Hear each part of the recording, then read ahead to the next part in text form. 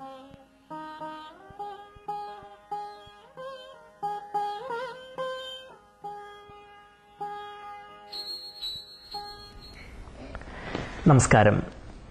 ലോകമെമ്പാടുമുള്ള ക്രിസ്ത്യാനികൾക്ക് സുപരിചിതനായിരിക്കേണ്ട world renowned iconographer reverend doctor Jacob കുരോത്തിനെയാണ് നമ്മൾ ഇന്ന് പരിചയപ്പെടുന്നത്. ബഹുമാനയുടെ കുരോത്തച്ച, ഈ പ്രോഗ്രാമിലേക്ക് സ്വാഗതം. റോമിലെ ലിബോറിയോസ് ചാപ്പൽ മുതൽ കേരളത്തിലെ പല ദേവാലയങ്ങളുടെയും മധുബകളിലെ ഹോളി ഐക്കൺസ് വരച്ചിരിക്കുന്നത് ബഹുമാനപ്പെട്ട കുരോത്തച്ചനാണ്. നമുക്കിപ്പോൾ ഈ അവസരത്തിൽ അച്ഛനെ കിട്ടിയിരിക്കുന്നത് സെയിന്റ് തോമസ് ഗാർലൻഡിലുള്ള saint Thomas Syro Malabar Catholic ചർച്ചിന്റെ കൂദാശയിൽ അദ്ദേഹം വരച്ച ഹോളി ഐക്കൺസുമായിട്ട് ബന്ധപ്പെട്ടാണ് അദ്ദേഹം ഇപ്പോൾ അമേരിക്കയിൽ എത്തിയിരിക്കുന്നത്. ഈ അവസരത്തിൽ ഇവിടെ വരുവാനായിട്ട് സാധിച്ചതിൽ വളരെ സന്തോഷം. ബഹുമാനപ്പെട്ട അച്ഛ, can you tell us about your personal life, personal background? പലപ്പോഴും ഗാർലൻഡിലെ പള്ളി കൂദാശ കഴിഞ്ഞ ശേഷം പലരും ചോദിക്കുന്നത് ആരാണ് father Kuroth. Share us something about your personal life. Kottayam ജില്ലയിലെ പാറമ്പുഴ എന്ന് പറയുന്ന സ്ഥലത്താണ് എന്റെ വീട്. കൂരോത്ത് എന്ന വീട്ടുപേര്. വീട്ടിലെ ഞങ്ങള് 5 മക്കളുണ്ട്. ഫാദറിന്റെ പേര് തോമസ്, മദറിന്റെ പേര് മേരി. ഞാൻ 1966 ജനിച്ചത്. അതിനുശേഷം പാറമ്പുഴ സ്കൂളിൽ പഠിച്ചു. ഹൈസ്കൂൾ വിദ്യാഭ്യാസം കോട്ടയത്തുള്ള മാർത്തോമ സെമിനാരി ഹൈസ്കൂളിലായിരുന്നു. അതിനുശേഷമാണ് ഞാൻ സെമിനാരിയിൽ ചേരുക. ചങ്ങനാശ്ശേരിയിലുള്ള മൈനർ സെമിനാരിയിൽ 3 വർഷം പഠിച്ചു. അതിനുശേഷം ഒളവാത സെമിനാരിയിലെ എന്റെ മേജർ സെമിനാരി പഠനം പൂർത്തിയാക്കി 1992 ജനുവരി 4 വൈദികനായിട്ട് അഭിഷിക്തനായി. അപ്പം 45 വയസ്സുള്ള ഒരു യങ് പ്രീസ്റ്റ്. അച്ഛൻ അമ്മയുമായിട്ട് വളരെ ക്ലോസ് ആയിരുന്നു എന്ന് പലപ്പോഴും കേട്ടിട്ടുണ്ട്. Share something about that, about her. We would like to know. സ്വാഭാവികമാണല്ലോ, അച്ഛന്മാർക്ക് കൂടുതലും അമ്മമാരുമായിട്ടാണ് അടുപ്പമുള്ളത്. വീട്ടിലെ തീർച്ചയായിട്ടും എന്റെ അമ്മ ഹൗസ് വൈഫാണ്.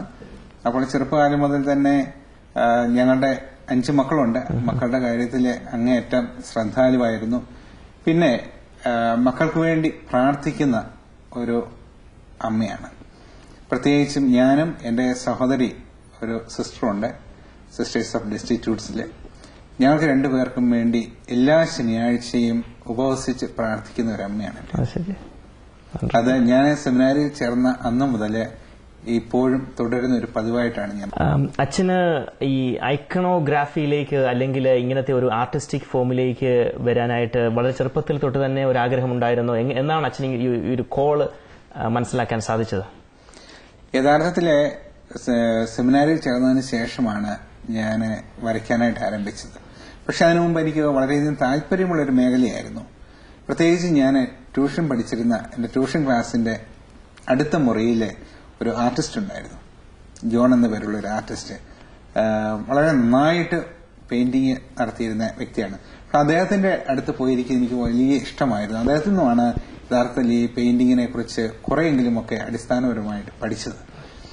പിന്നീട് സെമിനാരിയിൽ വന്നതിന് ശേഷം ഞങ്ങളുടെ ബാച്ചിലെ വരയ്ക്കുന്ന ആരുമില്ലായിരുന്നതുകൊണ്ട് അവിടുത്തെ പല കാര്യങ്ങളും വന്നപ്പോൾ ഞാൻ വരയ്ക്കാനായിട്ട് ആരംഭിച്ചു.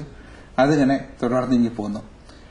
ഐക്കണെ കുറിച്ച് ചോദിച്ചാൽ എനിക്ക് ആദ്യമൊന്നും ഐക്കണ് കാണുന്നത് ഇഷ്ടമല്ലായിരുന്നു.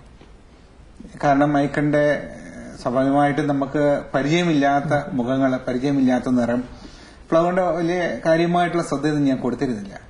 പിന്നീട് റീജൻസി കാലത്ത് ഞാൻ അരമനയിലായിരുന്നപ്പോഴേ അഭിവന്യ പൗത്തിൽ പിതാവ് ഇങ്ങനെ യൂറോപ്യൻ യാത്രയൊക്കെ കഴിഞ്ഞ് വരുമ്പോഴത്തേക്കും പ്രിന്റഡ് ഐക്കൺസുമായിട്ട് വരും. എന്നിട്ട് അത് പിതാവിന്റെ കയ്യിൽ തന്നിട്ട് ഞാനാണ് അത് ഇങ്ങനെ ഫ്രെയിം ചെയ്ത് എവിടെയൊക്കെ വയ്ക്കുക. അപ്പോൾ ഇങ്ങനെ പിതാവ് ഇടയ്ക്കിടയ്ക്ക് ഇങ്ങനെ ഇത് തന്നുകൊണ്ടിരുന്നപ്പോൾ ഇത് എന്താണെന്ന് അറിയാനുള്ള ഒരു ആഗ്രഹം എനിക്കുണ്ടായി. അപ്പൊ അങ്ങനെ കുറേശ്ശെ ഇതേക്കുറിച്ച് വായിക്കുവാനായിട്ട് ആരംഭിച്ചു. പിതാവ് അതിനകത്ത് ഒത്തിരിയേറെ എന്നെ സഹായിച്ചിട്ടുണ്ട്. കാരണം ചില പുസ്തകങ്ങളൊക്കെ പിതാവ് തന്നിട്ടുണ്ട്. അതിനുശേഷം ഞാൻ എന്റെ BTH എക്സാമിന് ഡിസർട്ടേഷൻ എഴുതേണ്ടി വന്നപ്പോൾ ഐക്കണെ കുറിച്ചാണ് ഞാൻ എഴുതിയത്. അപ്പൊ അങ്ങനെയാണ് ഐക്കണോടുള്ള താല്പര്യമുണ്ടായത്. അപ്പൊ അതിന്റെ അടിസ്ഥാനത്തില് തോമസ് ലിയായുടെ ഒരു ഐക്കൺ ഞാൻ ആദ്യമായിട്ട്, അതിന്റെ ശരിയായിട്ടുള്ള തിയറിയും ടെക്നിക്കും ഒന്നും അറിയത്തില്ലായിരുന്നെങ്കിൽ പോലും ഓയിൽ പെയിന്റ് ഉപയോഗിച്ച് അന്ന് വരച്ചത്. അപ്പോൾ അങ്ങനെ ആ ഫീൽഡിലേക്ക് ഞാൻ കടന്നു വന്നത്. യഥാർത്ഥത്തിൽ പിതാവാണ് അതിന്റെ കാരണക്കാരനാണ്. ശരി. അച്ഛൻ പറഞ്ഞ പോലെ ആദ്യം ഐക്കോൺസ് കണ്ടപ്പോൾ അച്ഛൻ ഇഷ്ടപ്പെട്ടില്ല എന്ന് അച്ഛൻ പറഞ്ഞു. ഒരുപക്ഷെ വിശ്വാസികൾക്കിടയ്ക്കുള്ള ഒരു എന്താ ടേം എന്നറിയത്തില്ല, മേ ബി കോൺട്രവേഴ്സി പോലും പലപ്പോഴും ഇവർക്ക് ഐക്കോൺസ് മനസ്സിലാകുന്നില്ല. അപ്പം ഐക്കണോഗ്രാഫി എന്താണ്? ഈ ഐക്കൺസ് എന്താണ്? ഹോളി ഐക്കൺസ് അല്ലെങ്കിൽ എന്താണ് ഐക്കണോഗ്രാഫി? ഐക്കണോഗ്രാഫി വരയ്ക്കുന്ന പ്രോസസ്സ് അച്ഛനൊന്ന് എക്സ്പ്ലെയിൻ ചെയ്യാവോ? ഐക്കൺ എന്നുള്ള വാക്ക് ഒരു ഗ്രീക്ക് വാക്കാണ്, എയ്ക്കോൺ എന്നുള്ള ഒരു വാക്ക്. ആ വാക്കിന്റെ യഥാർത്ഥത്തിലുള്ള അർത്ഥം ഇമേജ് എന്ന് മാത്രമേ ഉള്ളൂ. ഇമേജ് ആരുടേതൊക്കെ ആകാം ഐക്കണോഗ്രഫിയിലെ. യഥാർത്ഥത്തിലെ ക്രിസ്ത്യൻ ഐക്കണോഗ്രഫിയിൽ ഉപയോഗിക്കുന്ന ഇമേജസ് എന്ന് പറയുന്നത് ബൈബിളിലുള്ള സംഭവങ്ങൾ അല്ലെങ്കിൽ വ്യക്തികൾ. അത് പഴയ നിയമത്തിലെയും പുതിയ നിയമത്തിലെയും മാതാവിന്റേത്, വിശുദ്ധരുടേത്, രക്തസാക്ഷിയുടേത്. അപ്പൊ ഇത്രയും പേരുടെ ആ ചിത്രങ്ങളാണ് യഥാർത്ഥത്തിലെ ഐക്കണുകൾ എന്നുള്ള വിഭാഗത്തിൽപ്പെടുക. പിന്നെ ഐക്കണോഗ്രഫി എന്ന് പറയുന്നത് സഭയുടെ, ഒരുപക്ഷെ ഇന്ന് ഇത് ഓർത്തഡോക്സ് സഭയുടേതാണ്, അല്ലെങ്കിൽ ഗ്രീക്ക് സഭയുടേതാണ്, റഷ്യൻ സഭയുടേതാണ് എന്നൊക്കെ പറയുന്നുണ്ടെങ്കിലും ഇത് സഭ വിഭജിതമാകുന്നതിന് മുമ്പുള്ള സഭയുടെ പൊതു സ്വത്താണിത്. ഞാൻ വാസ്തവത്തിൽ ഇതിനെക്കുറിച്ച് കൂടുതലായിട്ട് പഠിച്ചപ്പോൾ എനിക്ക് മനസ്സിലായത് അതാണ്.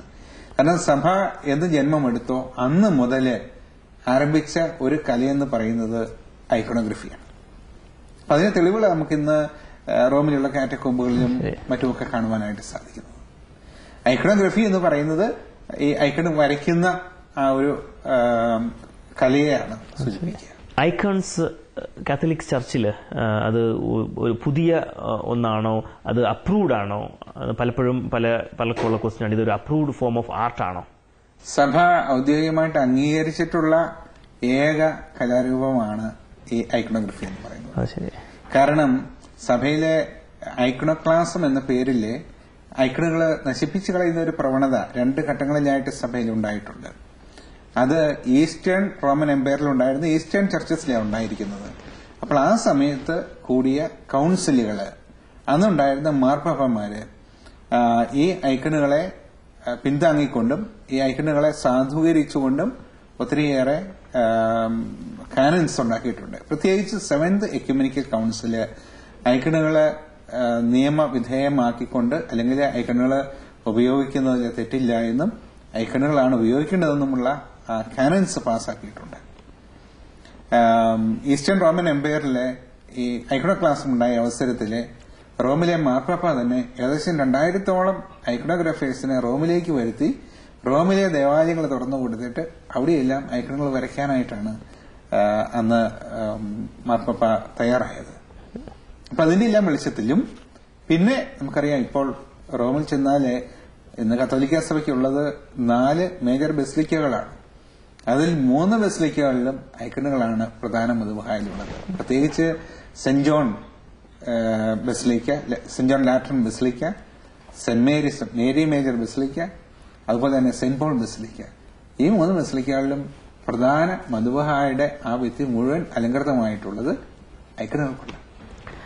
ഐക്കോൺസ് വരയ്ക്കുന്ന ആ ഒരു പ്രോസസ്, അത് ഒരു പക്ഷേ ഒരു ലേമാൻ എന്നെ പോലെ ഒരു ലേമാൻ മനസ്സിലാക്കുന്ന പോലെ അച്ഛൻ ഒന്ന് എക്സ്പ്ലെയിൻ ചെയ്യാൻ പറ്റുമോ? അതായത് എങ്ങനെയാണ് നമ്മൾ ഐക്കൺസ് വരയ്ക്കുന്നത്, അതിനുള്ള ക്യാനൻസ് എന്താണ്, അല്ലെങ്കിൽ കളേഴ്സ് എങ്ങനെ ചൂസ് ചെയ്യുന്നത്, അതിന്റെ മെറ്റീരിയൽസ് എവിടെ നിന്നാണ്?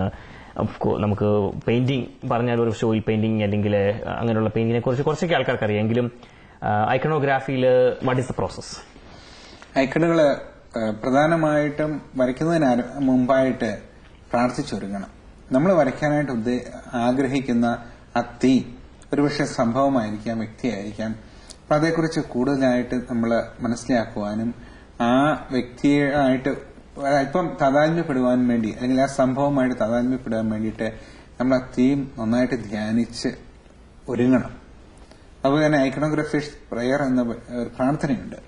എല്ലാ ഐക്കണോഗ്രാഫേഴ്സും ഐക്കൺ പെയിന്റിംഗ് ആരംഭിക്കുന്നതിന് മുമ്പായിട്ട് ആ പ്രാർത്ഥന ചൊല്ലിയിട്ടാണ് ആരംഭിക്കുക. ഇനി അതിന് ഉപയോഗിക്കുന്ന മെറ്റീരിയൽസ് എന്ന് പറയുന്നത് പൂർണ്ണമായും എന്ന് തന്നെ പറയാം നാച്ചുറലാണ്. ഇപ്പോൾ ഐക്കൺസ്, പോർട്ടബിൾ ഐക്കൺസ് ഉണ്ട്, അതുപോലെ മ്യൂറൽ ഐക്കൺസ് ഉണ്ട്. ഇപ്പം പോർട്ടബിൾ ഐക്കൺസ് ആണ് കൂടുതലായിട്ടും ഐക്കൺസ് എന്ന ടൈറ്റിലിൽ വരിക. അപ്പോൾ അതിനുപയോഗിക്കുന്നത് ബേസ് ആയിട്ട് ഉപയോഗിക്കുന്നത് തടിയാണ്. അപ്പോൾ തടി തിരഞ്ഞെടുക്കുമ്പോൾ നമ്മൾ സൂക്ഷിക്കേണ്ടത് പൊട്ടലില്ലാത്ത, വിരിവില്ലാത്ത നല്ല തടിയായിരിക്കണം, കമ്പുകേടില്ലായിരിക്കണം, അതുപോലെ കറയില്ലാത്തതായിരിക്കണം. ഒരുപക്ഷെ അതിൽ നിന്നും കറ ഇളകി വന്നാൽ നമ്മുടെ ചിത്രം പിന്നീടത് സ്പോയിൽ ചെയ്തു പോകാനായിട്ട് സാധ്യതയുണ്ട്. അപ്പോൾ ഒരു തടിയെടുത്തു, നമുക്ക് ആവശ്യത്തിനുള്ള വലിപ്പത്തില്, അപ്പോൾ ആ വലിപ്പത്തിൽ തന്നെയായിരിക്കും നമ്മൾ ഈ ചിത്രം വരയ്ക്കാൻ ഉദ്ദേശിക്കുന്ന ഐക്കൺ നമ്മൾ ട്രേസിംഗ് ഷീറ്റിൽ അത് വരച്ചിരിക്കും. എന്നിട്ട് ഈ തടിയെടുത്ത് ആ തടിയുടെ മുകളില് റാബിറ്റ് സ്കിൻ ഗ്ലൂ എന്ന പേരിൽ ഒരു പശയുണ്ട്. ഇത് മൊയിലിന്റെ കൊഴുപ്പിൽ നിന്ന് എടുക്കുന്നതാണ്. അപ്പോൾ ആ പശ അത് നമുക്ക് സോളിഡ് ആയിട്ട് കിട്ടുന്നത്, അതൊരു 24 hours വെള്ളത്തിലിട്ടിട്ട് പിന്നീട് അത് തിളപ്പിച്ച് എടുത്താണ് ആ പശ എടുക്കുന്നത്. ആ പശ നമ്മൾ തടിയേല് തേച്ച് പിടിപ്പിക്കും. അതിനുശേഷം അതിന്റെ മുകളിൽ ഇതേ പശ ഉപയോഗിച്ചുകൊണ്ട് ഒരു കോട്ടൺ തുണി, ഇഴയാകുന്ന ഒരു കോട്ടൺ തുണി പതിപ്പിക്കും. വീണ്ടും ഇതേ പശയും ചോക്ക് പൊടിയും കൂടെ ചേർത്ത് തിളപ്പിച്ച് ഒരു പേസ്റ്റ് ആക്കി അത് ഏകദേശം 12 പ്രാവശ്യത്തോളം ഇതിന്റെ മുകളിൽ തേച്ച് പിടിപ്പിക്കും. അപ്പോൾ അങ്ങനെ ഈ 12 പ്രാവശ്യം ഇത് തേച്ച് പിടിപ്പിച്ച് കഴിയുമ്പോഴത്തേക്കും നമുക്ക് വരയ്ക്കാൻ പറ്റിയ നല്ല വെള്ള നിറമുള്ള ഒരു പ്രതലം കിട്ടും. അവിടെ നമ്മുടെ ട്രേസിംഗ് ഷീറ്റിൽ നിന്ന് നമ്മളത് ട്രേസ് ചെയ്തെടുക്കും, വരയ്ക്കാൻ ഉദ്ദേശിക്കുന്ന സ്കെച്ച്. അതിന്റെ ബാക്ക്ഗ്രൗണ്ട് സ്വർണമാണ് ഇടുന്നതെങ്കിൽ ആ സ്വർണം ഇടാനായിട്ടുള്ള പശ നമ്മളവിടെ അപ്ലൈ ചെയ്യും. എന്നിട്ട് അതിന്റെ ഗോൾഡ് ഷീറ്റ്, ഗോൾഡ് ലീവ്സ് ഉപയോഗിക്കുന്നത് അത് പതിപ്പിക്കും. സാധാരണ ഇതിലെ ഒറിജിനൽ ഗോൾഡാണ് ഉപയോഗിക്കുക, 22 കാരറ്റ് അല്ലെങ്കിൽ 23 കാരറ്റ്. അപ്പോൾ ഇത്രയും ചെയ്ത് കഴിയുമ്പോഴത്തേക്കും നമുക്ക് വരയ്ക്കാൻ ഉദ്ദേശിക്കുന്ന ആ ഭാഗം ഫ്രീ ആയിട്ട് കിട്ടും. അവിടെ ഈ പിഗ്മെന്റ്സ് ആണ് ഉപയോഗിക്കുന്ന കളേഴ്സ്, അതായത് കല്ലും മണ്ണും ഒക്കെ പൊടിച്ച് ഉണ്ടാക്കുന്ന ഓർഗാനിക് നാച്ചുറൽ കളേഴ്സ്. അപ്പോൾ ആ പിഗ്മെന്റ്സ് മുട്ടയുടെ മഞ്ഞക്കരുവും വിനാഗിരിയും കൂടെ ചേർത്ത് ഡൈല്യൂട്ട് ചെയ്താണ് വരയ്ക്കാൻ ഉപയോഗിക്കുക. ഇനി കളറുകൾ തിരഞ്ഞെടുക്കുമ്പോഴത്തേക്കും സ്പെസിഫിക് ആയിട്ടുള്ള കളേഴ്സ് ഉണ്ട് ഓരോ ഐക്കണുകൾക്കും. ഉദാഹരണത്തിന് പറഞ്ഞാൽ ഈശോയുടെ ഡ്രസ്സ്, അത് ഈശോയുടെ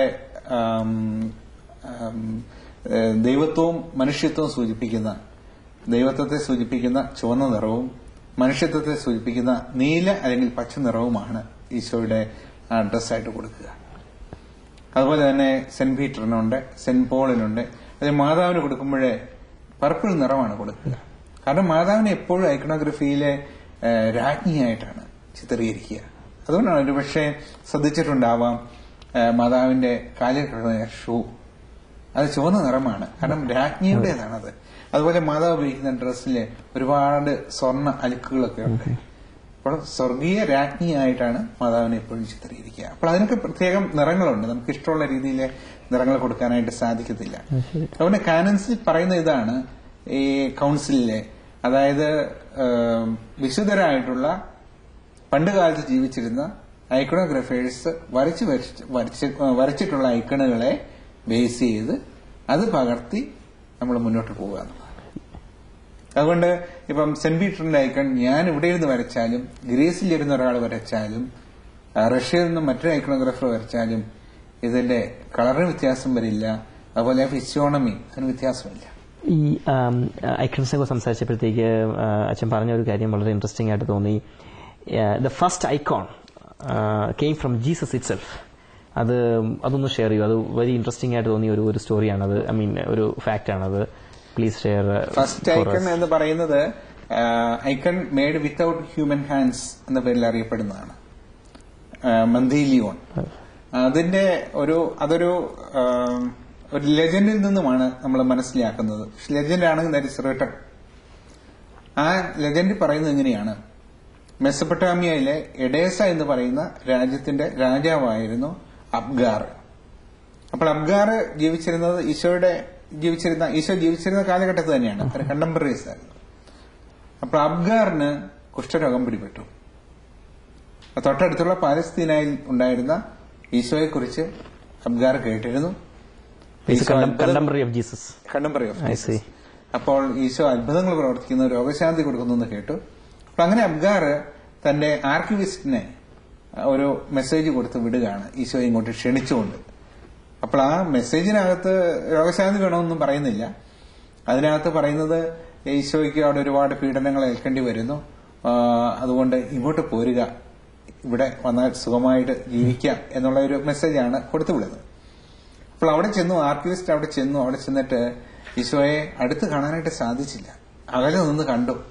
പക്ഷേ അദ്ദേഹത്തിന്റെ ആഗമനോദ്ദേശം മനസ്സിലാക്കി ഈശോ അടുത്ത് വിളിച്ച് ഈശോയുടെ വെള്ളമെടുത്ത് മുഖം കഴുകിയിട്ട് ഒരു തുവാല കൊണ്ട് തുടച്ചിട്ട് അത് ഇയാളുടെ കൈ കൊടുത്തു വിട്ടു എന്നാണ് പറയുന്നത്, രാജാവിന് കൊടുക്കുന്നതിന് വേണ്ടിയിട്ട്. രാജാവ് അത് സ്വീകരിച്ചു. ഈ തുവാല തുറന്നു നോക്കിയപ്പോഴേ അതിൽ ഈശോയുടെ മുഖം പതിഞ്ഞിരിക്കുന്നതായിട്ട് കണ്ടു. ഉടനെ തന്നെ അദ്ദേഹത്തിന്റെ രോഗസൗഖ്യം ലഭിച്ചു. അദ്ദേഹത്തിന്റെ ആ പട്ടണത്തിന്റെ കവാടത്തിൽ ഉണ്ടായിരുന്ന പേഗൻ ഗോഡിന്റെ ആ സ്റ്റാച്യു എടുത്ത് കളഞ്ഞിട്ട് അവിടെ ഈ തിരശ്ശീല, ഈശോയുടെ മുഖം പതിഞ്ഞ തിരശ്ശീല സ്ഥാപിച്ചു. അത് 12ാം നൂറ്റാണ്ടിലെ കോൺസ്റ്റാന്റിനോപ്പിളിൽ ഉണ്ടായിരുന്നതായിട്ട് കുരിശുയുദ്ധക്കാർ രേഖപ്പെടുത്തിയിട്ടുണ്ട്. അത് പിന്നീട് ഇങ്ങനെ പല സ്ഥലങ്ങളുള്ളതായിട്ട് പറഞ്ഞു. പക്ഷെ ഇപ്പോഴേ ഇറ്റലിയിലുള്ള മാനോപ്പേലോ എന്ന് പറയുന്ന ഒരു സ്ഥലത്ത് ഒരു ആശ്രമത്തിൽ അത് ഒരു ഈശോയുടെ ഫേസ് പതിഞ്ഞ ഒരു തുവാല അവിടെ ദർശിച്ചിട്ടുണ്ട്. പരിസപിതാവ് അത് കാണാനായിട്ട് അവിടെ പോവുകയും അതേക്കുറിച്ച് പഠിക്കാനായിട്ടൊരു കമ്മീഷൻ നിയോഗിക്കുകയൊക്കെ ചെയ്തിരുന്നു. അപ്പോൾ അതാണ് ആദ്യത്തെ ഐക്കൺ അറിയപ്പെടുന്നത്. ആ ഫേസ് ആണ് ഈശോയുടെ എല്ലാ ഐക്കണുകളിലും ബേസിസ് ആയിട്ട് സ്വീകരിച്ചത്.